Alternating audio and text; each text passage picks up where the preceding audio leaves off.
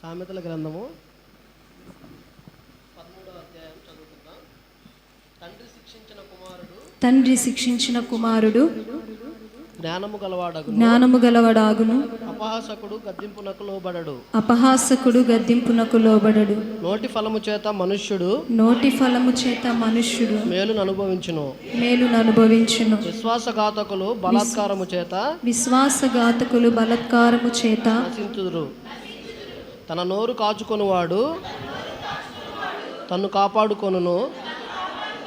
ఊరకొనక మాట్లాడువాడు తనకు నాశనమును తెచ్చుకొనును. సోమరి ఆశపడును గాని వాని ప్రాణమునకు ఏమీయూ దొరకదు. శ్రద్ధ గల వారి ప్రాణము పుష్టిగా నుండును. నీతిమంతునికి కళ్ళమాట అసహ్యము. భక్తిహీనుడు నిందించుచు అవమానపరచును. యథార్థవంతునికి నీతియే రక్షకము. భక్తిహీనత పాపులను చెరిపి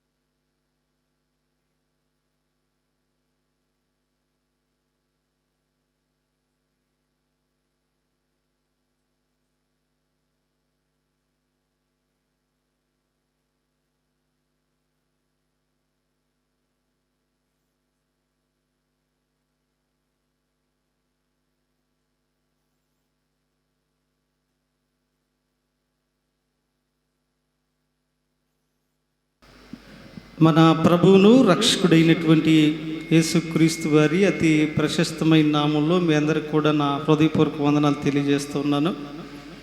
పరిశుద్ధ గ్రంథమైన బైబిల్లో నుండి సామెతల గ్రంథం, ద బుక్ ఆఫ్ ప్రొవెర్బ్స్, సామెతల గ్రంథం 13వ అధ్యాయము 13వ వచనాన్ని చదువుకుందాం. శిక్షనందును ఆజ్ఞ విషయమై భయభక్తులు కలిగినటువంటి వాడు లాభము పొందును. చాలా చదవబడినటువంటి లేఖన భాగంలో భక్తుడు తెలియపరుస్తున్నటువంటి మాట ఏమిటి అంటే, ఆజ్ఞ విషయమై భయభక్తులు కలిగినటువంటి వాడు ఆయన మేలు పొందును అని పరిశుద్ధ గ్రంథమైనటువంటి వాక్యంలో రాయబడి ఉంది. మరి ఈ మధ్యాహ్న కాల సమయంలో మరొక నెల ఆఖరి ఆదివారం దేవుని సన్నిధిలో ఉన్నటువంటి మనము భయభక్తులు కలిగినటువంటి వారిగా దేవుని ఆజ్ఞ విషయంలో కానివ్వండి, దేవుని మాట విషయంలో కానివ్వండి, వీటన్నిటిలో కూడా భయము భక్తి కలిగినటువంటి వ్యక్తులుగా మనం ఉండాలి అని దేవుని యొక్క లేఖన భాగం స్పష్టంగా తెలియపరుస్తూ ఉంది. ఎందుకనంటే భయభక్తులు అనేటటువంటిది చాలా ప్రాముఖ్యమైనటువంటిది. చాలా సందర్భాల్లో చూస్తే మనం ఎప్పుడు కూడా చెప్పుకుంటూ ఉంటాం, భయం ఉంటే భక్తి ఉండదు, భక్తి ఉంటే భయం అనేటటువంటిది ఉండదని మనం చెప్పుకుంటాం. కానీ దేవుని యొక్క లేఖన భాగంలో దేవుని వాక్యం చెప్తున్నటువంటిది ఏమిటంటే, నీవు భయభక్తులు కలిగినటువంటి వ్యక్తిగా ఉండాలి. భయభక్తులు కలిగిన వ్యక్తిగా ఉన్నట్లయితే ఆశీర్వాదం కానివ్వండి, ఆ మేలు కానివ్వండి, ఆ ఫలితం కానివ్వండి చాలా గొప్పగా ఉండబోతుంది అని లేఖన భాగాలు తెలియపరుస్తాం. మరి అయితే ఈ సమయంలో మనం భయభక్తులు కలిగి ఉండటం వలన కలిగేటటువంటి ఉపయోగాలు ఏమిటో కొన్నిటిని జ్ఞాపకం చేయాలని ఆశపడతా ఉన్నాను. భయభక్తులు కలిగినటువంటి వారిగా మనం ఉంటే దేవుని మాట విషయంలో కానీ, దేవుని ఆజ్ఞల విషయంలో కానివ్వండి, ఏ విషయంలో అయినప్పటికీ కూడా భయము భక్తిని కలిగినటువంటి వారిగా ఉంటే మన పట్ల ప్రభువు చేసేటటువంటి మేలులు ఏమిటి, ఏ రీతిగా ఉంటాయో కొన్ని విషయాలు జ్ఞాపకం చేయాలని ఇష్టపడుతూ ఉన్నాను. ఈ ఆదివార కాల సమయంలో ప్రభు కోరుకున్నట్లుగా భయభక్తి కలిగినటువంటి వారిగా ఉన్నట్లయితే మొట్టమొదటిగానట ఆయన మనకు ఆహారం అనేటటువంటిది ఇచ్చును అంట. కీర్తన గ్రంథం 111వ అధ్యాయము, ద బుక్ ఆఫ్ సామ్స్ 111:5, 111వ అధ్యాయం 5వ వచనం చదువుకుందాం. చూడండి, తన యందు భయభక్తులు గల వారికి ఆయన ఆహారం ఇచ్చి ఉన్నాడు. దేవునికి స్తోత్రం కలుగునుగాక. హల్లెలూయా, ఆమె హల్లెలూయా. ఆయన ఎవరికి ఆహారం ఇచ్చి ఉన్నాడు అంటే, తన యందు ఎవరైతే భయభక్తులు కలిగినటువంటి వారిగా ఉన్నారో అటువంటి వారందరికీ కూడా ఆయన ఏమిచ్చాడంటే ఆహారం అనేటటువంటిది ఇచ్చాను అని ఆయన తెలియపరుస్తూ ఉన్నాడు. మరి నిజమే కదా, మానవ జీవితంలో మానవ మనుగడకు మనకు ఆహారం చాలా ప్రాముఖ్యమైనటువంటిది. ఇందాక తల్లిగారు సాక్ష్యం చెప్తా కూడా బిడ్డకి బలమైన ఆహారం తీసుకో ఏమీ కాదని చెప్తున్నారని. అందరూ కూడా చెప్పేటటువంటిది ఏమిటంటే మనం బలమైనటువంటి ఆహారాన్ని తీసుకోవాలి, బలంగా ఉండాలి, మంచి ఆరోగ్యంతో ఉండాలని తెలియపరుస్తుంటాడు. అయితే అక్కడ దేవుని వాక్యం ఉంటుంది కదా, భయభక్తులు కలిగినటువంటి వారికి ఆయన సమృద్ధిగా ఆహారం అనేటటువంటిది ఇచ్చును. ఈరోజు చాలా కుటుంబాల్లో ఆహార విషయాల్లో సమృద్ధి అనేటటువంటిది లేదు. కష్టపడినప్పటికీ కష్టపడపోయినప్పటికీ కూడాను సమృద్ధి అయినటువంటి ఆహారం అనేటటువంటిది కుటుంబాల్లో లేదు. నేను ఒకసారి ఒక కుటుంబానికి వెళ్ళినప్పుడు, ఎప్పుడు ఆ కుటుంబానికి వెళ్ళినా మనకు బాగా తెలిసిన కుటుంబమే, ఎప్పుడు ఆ కుటుంబానికి వెళ్ళినా సరే నెల మొదటి వారంలో వెళ్ళినా, నెల చివరి వారంలో వెళ్ళినా, మధ్యలో వెళ్ళినా కుటుంబంలో ఎప్పుడు ఏమీ లేవు అని అంటుంటారు. ఆయన ఒక మంచి కంపెనీలో పనిచేస్తున్నాడు, దగ్గరగా 23 వేల రూపాయలు శాలరీ ఆయనకు వస్తుంది. అయినప్పటికీ కూడా ఏమీ లేవు. ఏంటి అసలు ఈ లోటు, ఏం చేస్తారు డబ్బులన్నీ? ఒక తాగుడు అలవాటు లేదు, ఒక పేకాట అలవాటు లేదు, మరొకటి లేదు, ఏమైపోతున్నాయి ఈ డబ్బులన్నీ అంటే చెప్పేటటువంటిది ఏమిటంటే ఆయన కష్టపడతాడన్న పేరే కానీ ₹1 కూడా జీతం ఇంటిలోకి రాదు. అదేంటి ఏమైందంటే ఉన్నట్టు వచ్చేటటువంటి జీతం అంతా కూడా బాకీలో ముందుగానే వాళ్ళే విత్డ్రా చేసుకుంటారు. ఆ ఏటీఎం కార్డు వాళ్ళ దగ్గర ఉందంట బ్యాంక్ది, ఆ నెలకి ఎంత పడితే అంత వాళ్ళే విత్డ్రా చేసుకుని ఇంత బండి ఇంత చెల్లని చెప్తారు. ఇక మేము చేసి చిన్నగా పనులతోనే ఈ కుటుంబం నడపాలన్నట్టుగా చెప్పారు. నిజమే, కొన్నిసార్లు కష్టపడినప్పటికీ కూడాను సమృద్ధి అయినటువంటి ఆహారం లేనటువంటి వారిగా జీవిస్తున్న వారు అనేక మంది ఉన్నారు. మత్తయి సువార్త 6వ అధ్యాయం 31 నుండి 33 వరకు చూసుకుంటే, ఆకాశ పక్షులను చూడండి, అవి విత్తవు కుయ్యవు, అయినప్పటికీ కూడాను ఆయన వాటిని సమృద్ధిగా పోషించుచున్నాడని చెప్తాడు. నిజమే కదా, ఆయన మనకు ఆహారం ఇచ్చేటటువంటి వాడు, సమస్త జీవులను పోషిస్తున్నటువంటి వాడు ఆయన. ప్రతి ఒక్కరికి కూడా సమృద్ధికరమైనటువంటి ఆహారాన్ని అనుగ్రహిస్తున్నటువంటి వ్యక్తి. అందుకని ఆయన అంటూ ఉన్నాడు కదా, ఆయన యందు భయభక్తులు కలిగిన వారికి ఆయన ఆహారం ఇచ్చును అన్న. మరి నిజమే కదా. మరి లాక్డౌన్ సమయంలో కూడా ఎంతమంది బిడ్డలో ఆహారం లేక ఇబ్బంది పడినటువంటి వారు ఉన్నారు. కుటుంబంలో సమృద్ధి లేక అతలాకుతలమైనటువంటి కుటుంబాలు ఉన్నాయి. అయినప్పటికీ కూడా మన కుటుంబంలో ఎవరిని కూడా దేవుడు ఒక్కరిని కూడా పొస్తనేటటువంటిది ఉంచలేదు. ఎవరిని కూడా పొస్తనేటటువంటిది ఉంచలేదు. సమృద్ధిగా ఆహారం అనేటటువంటిది ఇచ్చేటటువంటి వాడు. లాక్డౌన్ సమయంలో ఇలాగే ఒక తల్లిగారు తన మనవడితో, బిడ్డలు వేరే ప్రాంతంలో ఇరుక్కుపోయారు, తన యొక్క 7 సంవత్సరాల మనవడితో ఒక ఇంట్లో ఉంటా ఉంది. ఇలాగే రోడ్డు పక్కగా ఇల్లు ఉంటుందంట. అయితే అక్కడ వాళ్ళ పిల్లలు బెంగళూరు పనులకి వెళ్ళారు, మట్టి పనులకి. వాళ్ళు ఇక్కడికి రావడానికి అవకాశం లేకుండా లాక్డౌన్ పడిపోయింది. అయితే ఈవిడ దగ్గర ఉన్నటువంటివన్నీ కూడా వారం రోజులు అయిపోయినాయి. ఈవిడ దగ్గర ఇంట్లో ఉన్నటువంటి సరుకులు అయితే వారం రోజులు అయిపోయినాయి. వారం రోజులు అయిపోయిన తర్వాత అక్కడి నుంచి మనీ ట్రాన్స్ఫర్ చేస్తానికి కూడా సరైనటువంటి స్థితిగతుల్లో వాళ్ళు చేయలేకపోయారు. వాళ్ళ దగ్గర డబ్బులు ఉన్నప్పటికీ కూడా పరిస్థితి రోజు రోజుకి దిగజారిపోతుంది. ఉన్న కొద్దిగా మనవడు కొండి పెడతాం, ఆ ఇంట్లోనే ఉండటం, బయటికి రావడానికి లేదు. ఈ పోలీసుల పరిస్థితి గందరగోళంగా ఉంది. ఆవిడకి ఏం చేయాలో అర్థం కానటువంటి పరిస్థితి. అయితే ఇక లాస్ట్ రోజు ఇంట్లో ఏదో కొద్దిగా బియ్యం ఉంటే వండుకున్నారు. ఆమె ఒకటి ముద్ద తింది, బిడ్డకి ఉదయానికి మధ్యాహ్నానికి కొంచింది, తిన్నారు. రాత్రికి ఏం తినకుండా పడుకున్నారు. అయితే ఉదయకాల సమయంలో లేకంగానే వాడు ఆకలి ఆకలి అంటున్నాడంట. అలాగలాగా మధ్యాహ్నం దాకా తెచ్చింది, అలాగలాగా సాయంత్రం దాకా వాడిని మారం చేసి ఇచ్చేసింది. ఇంకా రాత్రికి ఆకలి ఆకలని ఏడ్చి పడుకున్నాడు. రాత్రి తల్లికి బాధ అనిపించి, అయ్యా అదే సొంత తల్లి తండ్రి ఉంటే వీడి ఇలాగ ఉంచేవాళ్ళు కాదు కదా, నా పరిస్థితి బాగాలేదు, బిడ్డలు అక్కడ స్ట్రక్ అయిపోయారు, నేనేం చేయాలి? రాత్రి అంతా కన్నీరు గార్చి ప్రార్థన చేసి ఆవిడ ఈ వాక్యాన్ని పట్టుకున్నాయా, ఇదిగో నీ యందు భయభక్తులు కలిగిన వారికి నీవు ఆహారం ఇస్తానన్నావు కదా, ఇదిగో నాకు ఎట్టి పరిస్థితుల్లో నా బిడ్డల ద్వారా సహాయం వచ్చిద్దో తెలియదు, నా బంధువుల ద్వారా సహాయం వచ్చిద్దో తెలియదు, నా సంఘస్థుల ద్వారా సహాయం వచ్చిద్దో తెలియదు, నా బిడ్డకు మాత్రం సమృద్ధి అయినటువంటి ఆహారం ఈ ప్రభు అని ప్రార్థన. నా బొడ్డోడు లేగటంతోనే నాయనమ్మ ఆకలి అవుతుంది అండి, ఏం పెట్టలేదు, ఏదో ఒకటి చెయ్యి, నా కళ్ళు తిరుగుతాయి అంటావు. అరే ఆగురా, ఇదిగో దేవుడు పార్సిల్ పంపిస్తున్నాడు వస్తాయి అంటే, దేవుడు ఎందుకు పంపిస్తాడు నాయనమ్మ, మనం బయటికి వెళ్ళి కొనుక్కొచ్చుకోవాలి, అందరు వెళ్తున్నారు, మన దగ్గర డబ్బులు లేవురా, డబ్బులు లేవంటే ఎలా, మా డాడీ వాళ్ళు ఫోన్ చేసి పంపుతారని గొడవాడుతున్నాడు.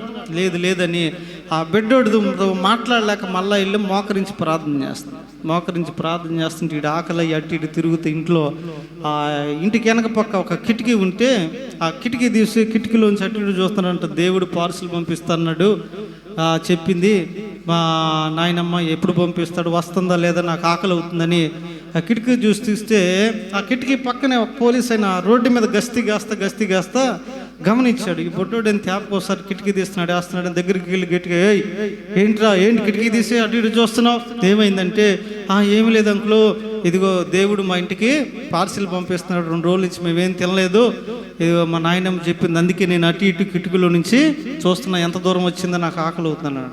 ఆయనకేం అర్థం కాలేదు, దేవుడు పార్సిల్ పంపించడం ఏంటి అది ఇది అనుకుని ఆయన సరే పార్సిల్ వచ్చిందిరే నువ్వు వెళ్ళి అని చెప్పి లోపల పంపించి కిటికీ వేసుకోమన్నాడు. పరిస్థితులు బాగాలేదు, అలా కిటికీ తెరవకూడదన్నా, నువ్వు లోపలే ఉన్నా. ఆ పాపం ఆ పెద్ద ఆవిడ అలాగే ఇంట్లో మోకరించి ప్రార్థన చేస్తుంటే ఒక 20 నిమిషాలు 25 నిమిషాల తర్వాత ఇంచుమించు ఒక అరగంట తర్వాత ఎవరో వచ్చి ఇంటి తలుపు కొడుతున్నారు. ఎవరు వచ్చి ఇంటి తలుపు కొడుతుంటే ఆవిడ ఎవరు తెలిసిన వారు ఎవరు ఈ టైంలో రారే, నేను ఎవరికి కూడా ఫోన్ చేయలేదు, పిల్లలందరూ దూర ప్రాంతంలో ఎవరై ఉంటారని ఆవిడ కొద్దిగా కళ్ళు దుడుచుకుని ఏడుస్తా ప్రార్థన చేస్తుంది. కళ్ళు దుడుచుకుని వచ్చి తలుపు తీస్తే ఒక ఆయనట ఒక పెద్ద మూట భుజం మీద వేసుకుని ఆమె తీయంగా నాకు గడపలో దించాడంట. అయ్యా ఎవరు నువ్వు, ఏంటంటే అమ్మా ఇవి మీకు ఒక 15-20 రోజులు సరిపడా సరుకులు అన్నాడు. ఎవరు ఎందుకు ఇచ్చారంటే ఆ పక్కన కానిస్టేబుల్ నిలబడి ఉంటే, ఎదుగునమ్మా ఆయన ఇచ్చి పంపమన్నాడు అన్నాడంట. దగ్గరగా చప్పట్లు కొట్టి ప్రభు నామాన్ని మహిమపొద్దాం. తర్వాత ఆయన కూడా ఒక 2 కవర్లో ఫ్రూట్స్, యాపిల్స్ అవి ఇవి తీసుకుని వచ్చి ఆమెకి ఇచ్చాయా, నేను నిన్ను అడగలేదు కదా, నువ్వెందుకు తెచ్చా, నువ్వు ఎవరు ఏంటంటే అప్పుడు అన్నాడంట, అమ్మా మీ పిల్లోడు ఆ కిటికీలో చూస్తా మేమేం తినలేదు అది ఇది అన్నాడు. ఈ లాక్డౌన్ సమయంలో నాకు చేతనైన సహాయం నేను చేయాలనుకున్నాను, ఆ నలుగురికి 4 డజన్లు, నలుగురికి 4 రకాలు ఇచ్చే కన్నా ఒకే కుటుంబానికి ఇస్తే ఆ కుటుంబం సమృద్ధిగా ఉంటుంది కదా. అందుకే నేను ఆ వారం రోజుల జీతంతో నీకు కావాలని సరుకులు తెచ్చా, 15-20 రోజులు హ్యాపీగా ఉండండి. ఒకవేళ ఈ లోపు మీ వాళ్ళు రాకపోతే మళ్ళీ నా సహాయం అడగండి, నేను చేస్తానని చెప్పాడంట. దేవునికి స్తోత్రం కలుగును గాక. హల్లెలూయా, ఆమె హల్లెలూయా. ఆయన యందు భయభక్తులు కలిగిన వారికి ఆయన సమృద్ధిగా ఆహారం ఇస్తాడు. సమృద్ధి అయినటువంటి ఆహారం, ఏ లోటు లేకుండా కూడా మనకి ఏది తినాలో, ఏది అవసరమో దాన్ని తప్పకుండా కూడా ఆ సమయానికి ప్రభు ఏదో ఒక ద్వారం గుండా అయితే ఖచ్చితంగా మనకు అందిస్తాడు. రెండవదిగా ఆయన యందు భయభక్తులు కలిగి ఉంటే ఇంకా కలిగేటటువంటి మేలేమిటి, ఉపయోగం ఏమిటంటే ఆయన యందు భయభక్తులు కలిగి ఉంటేనట ఆయన మనలను ఆశీర్వదిస్తాడంట. చూడండి, కీర్తన గ్రంథము 115వ అధ్యాయం, the book of sums 115 verses 13, 13వ వచనం చదువుకుందాం. పిన్నలేమి పెద్దలేమి తన యందు భయభక్తులు గలవారిని యెహోవా ఆశీర్వదించును. దేవునికి స్తోత్రం కలుగును గాక. హల్లెలూయా, హల్లెలూయా. చిన్నపిల్లలైనా పెద్దవారైనా ఆయన యందు భయభక్తులు కలిగి ఉంటే ఆయన ఏం చేస్తాడంట? ఆశీర్వదిస్తాడు. మరి నిజమే కదా ప్రియమైనటువంటి దేవుని బిడ్డలారా, దేవుని యొక్క ఆశీర్వాదం ఎంత గొప్పదంటే అది చాలా శ్రేష్టమైనటువంటి. చాలామంది అనుకుంటూ ఉంటారు కదా, ఆశీర్వాదం అంటే మంచిగా ఇల్లు కట్టుకుంటాం ఆశీర్వాదం అనుకుంటారు, మంచి జాబు రావటం ఆశీర్వాదం అనుకుంటారు, లేదా పొలం కొనుక్కుంటాం ఆశీర్వాదం అనుకుంటారు, లేదా మంచిగా వివాహం అయితే ఆశీర్వాదం అనుకుంటారు, మంచి గర్భఫలం దొరికితే ఆశీర్వాదం అనుకుంటారు, లేదా బిడ్డల ప్రయోజకులు అయితే ఆశీర్వాదం అనుకుంటారు, కుటుంబం విస్తరించబడితే ఆశీర్వాదం అనుకుంటారు.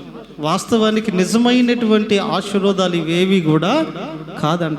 ఇవన్నీ మనకు అవసరమే. ఇల్లు అవసరం, పెళ్ళిళ్ళు అవసరం, పిల్లలు అవసరం, ఉద్యోగాలు అవసరం, పొలాలు అవసరం, స్థలాలు అవసరం, లేదంటే బంగారం అవసరం. ఇవన్నీ కూడా మనకి అవసరమైనటువంటి కాదంటలేదు. కానీ నిజమైనటువంటి ఆశీర్వాదం ఏమిటంటే యాకోబు పెనీయేలు దగ్గరికి వచ్చినటువంటి తర్వాత ఏం చేస్తాడు? ఆయన కాళ్ళు పట్టుకుని, అయ్యా నీవు నన్ను ఆశీర్వదిస్తేనే కానీ నేను విడిచిపెట్టనన్నాడు. మరి యాకోబు తన మామ దగ్గర నుంచి ఇక్కడికి వచ్చేటప్పుడు ఆయనకి ఆశీర్వాదం ఏం తక్కువగా ఉంది? ఆయనకి భార్యలు ఉన్నారు, పిల్లలు ఉన్నారు, మందలు ఉన్నాయి, పొట్టేళ్ళు ఉన్నాయి, అన్నీ ఉన్నాయి, విస్తారంగా ఆయన ఆస్తి ఉంది. అయినా ఇప్పుడు ఏమని ప్రార్థన చేస్తున్నాడు? నీవు నన్ను ఆశీర్వదిస్తేనే కానీ నేను నిన్ను విడిచిపెట్టను. ఇంకేం ఆశీర్వాదాలు కావాలి? వివాహం అయింది, 1, 2, 3 అయినాయి, పిల్లలు ఉన్నారు. ఆ గొర్రెలు చూసుకుంటే ఈ వేలకు వేలు పొంగిపోయి ఉన్నాయి. అవి కూడా పని మనుషులు చూసుకుంటే వాళ్ళు కూడా తరగనటువంటి వారిగా ఉన్నారు. అంత సమృద్ధిగా ఉంది, అంత బాగుంది. ఇప్పుడు ఏమంటున్నాడు? మళ్ళా నీవు నన్ను ఆశీర్వదిస్తేనే వదులుతాను అంటున్నాడు. ఏం కావాలి? ఇంక పొట్టేళ్ళు కావాలా, మేకలు కావాలా, లేదా ఇంకో వివాహం కావాలా, లేదా ఇంకొంతమంది పిల్లలు కావాలా, ఇంకొంతమంది పనివారు కావాలా? అసలు ఏమి లోటు ఉంది? ఆయన అడిగిన ఆశీర్వాదం ఏమిటి అంటే, నాన్నతో నాకు సమాధానం లేదు. నిజమైన ఆశీర్వాదం ఏంటంటే సమాధానం కలిగి ఉండటం నిజమైన ఆశీర్వాదం. కోట్ల డబ్బు ఉంది, కుటుంబంలో సమాధానం లేదు, ఉపయోగం ఉందా? అంతస్తులు బిల్డింగ్ కట్టుకున్నాం, కుటుంబస్తులతోనో మన తోటి వారితోనో సమాధానం లేదు, ఉపయోగం ఏమన్నా ఉందా? లేదు. నిజమైన ఆశీర్వాదం ఏమిటంటే సమాధానం. ఆయన రోజు అడిగిన ఆశీర్వాదం ఏమిటంటే, నా అన్నతో నాకు సమాధానం లేదు, వాడెక్కడ చంపుతాడని నాకు భయమో వేస్తా ఉంది, కాబట్టి నాకు సమాధానం అనే ఆశీర్వాదం కావాలని ఏం చేశాడు? ఆయన ప్రార్థన చేశాడు, దాని కొరకు పోరాడాడు, దాని కొరకు పెనుగులాడాడు. అయ్యా నాకు సమాధానం అనేటటువంటి ఆశీర్వాదం కావాలి.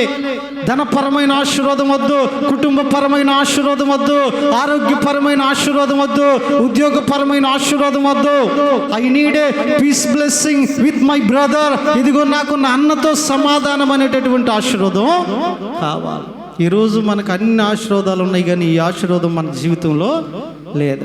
ఎవరో ఒకరితో అసమాధానం, ఎవరితో ఒకరితో అసంతృప్తి, ఎవరో ఒకరితో విభేదం అనేటటువంటిది మనం కలిగి జీవించట్లేదా?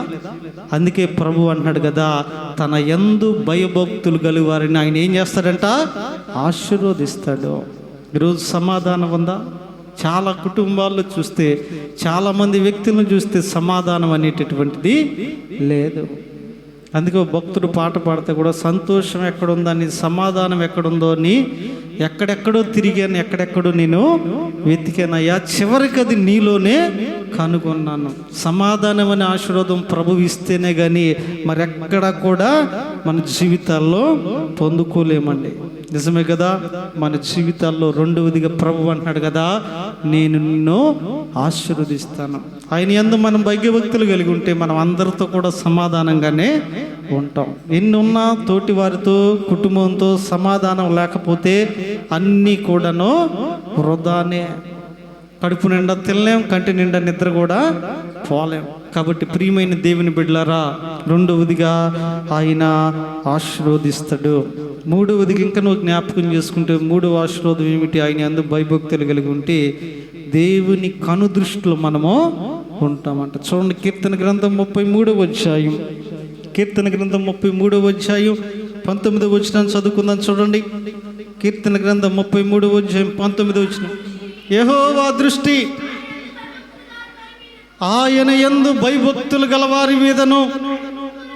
చాలండి. యెహోవా దృష్టి ఎవరి మీద ఉందంటే ఆయన యందు భయభక్తులు కలిగినటువంటి వారు. మనం అనుకుంటాం కదా, దేవుడు సర్వాంతరామి, అన్నీ చూస్తున్నాడు, అన్నీ కూడా దేవునికి తెలుసు అనుకుంటాం.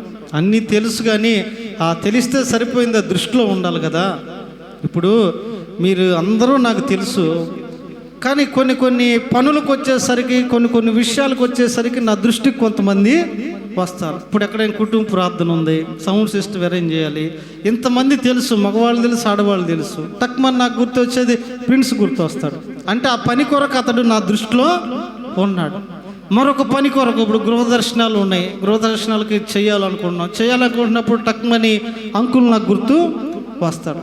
లేకపోతే మరొక కార్యక్రమం ఉంది, ఆ కార్యక్రమం ఇప్పుడు ఒక్కొక్క ఆవిడ, ఇప్పుడు వంట పరిచర్య ఉంది, ఆ సంఘానికి సంబంధించింది కదా, విడిగా చేయాలనుకున్నప్పుడు మరొకరు ఈ రీతిగా దృష్టిలో ఉండటం, తెలియటం వేరు, వాళ్ళకి మనకు పరిచయం ఉండటం వేరు, కానీ మన దృష్టిలో ఉండటం అనేటటువంటిది వేరు.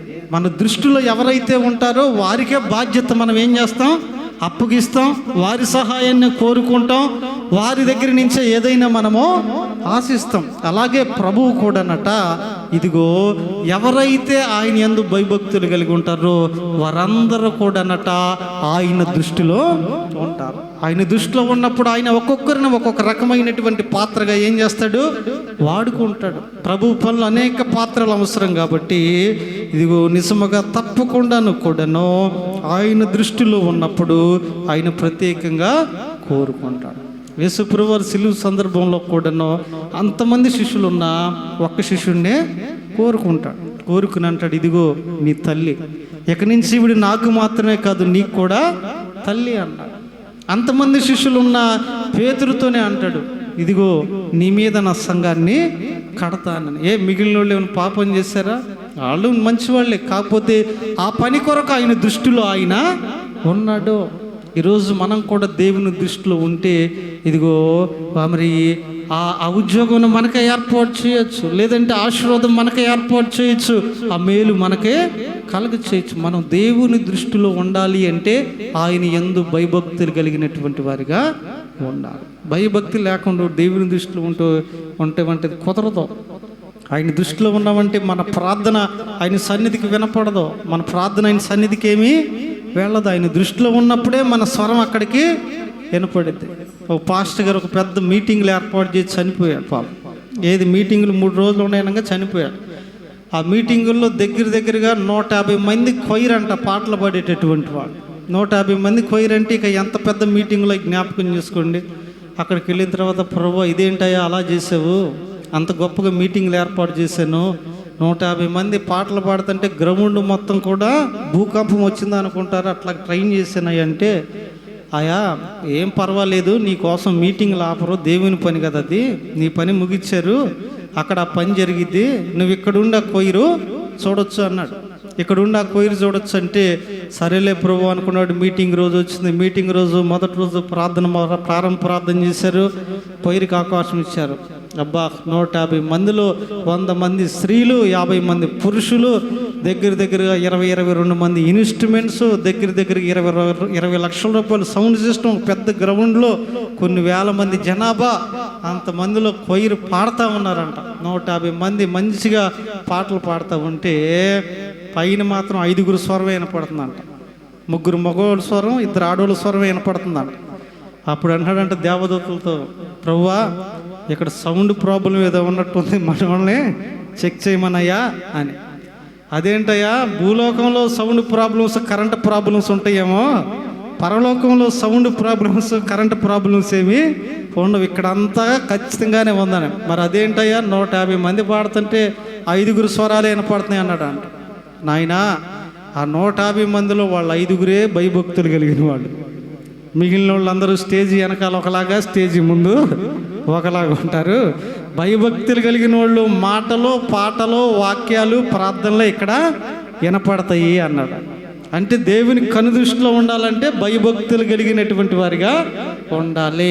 ఆ భయభక్తులు కలిగినప్పుడు మనం ప్రార్థన చేసిన, అమ్మ నరిసిన, అయ్యా నరిసిన, అబ్బా నరిసిన, తండ్రి నరిసిన, ఇంకేది అరిసినా సరే ఆ కేక ఆయనకు వినపడతా ఉంటుంది. అందుకనే భయభక్తులు కలిగినటువంటి వారిగా ఉండాలి. భయభక్తులు కలిగితే 3వదిగా ఆయన దృష్టిలో ఉంటాం. 3 విషయాలు చెప్పుకున్నాం. ఏం చెప్పుకున్నాం? ఒకటి ఏంటట, భయభక్తులు కలిగి ఉంటే మొదటిగా ఆయన ఆహారము ఇస్తాడు, 2వదిగా ఆయన ఆశీర్వదిస్తాడు, 3వదిగా ఆయన దృష్టిలో ఉంటాం, 4వదిగా మరొక మాట కూడా చెప్తాను, చెప్పి ముందుకు కొనసాగు. 4వదిగా కొరత అనేటటువంటిది మన జీవితాల్లో ఉండదు అంట. చూడండి, అదే కీర్తన గ్రంథం 34వ అధ్యాయం, కీర్తన గ్రంథం 34వ అధ్యాయము 9వ వచనం చదువుకుందాం. చూడండి,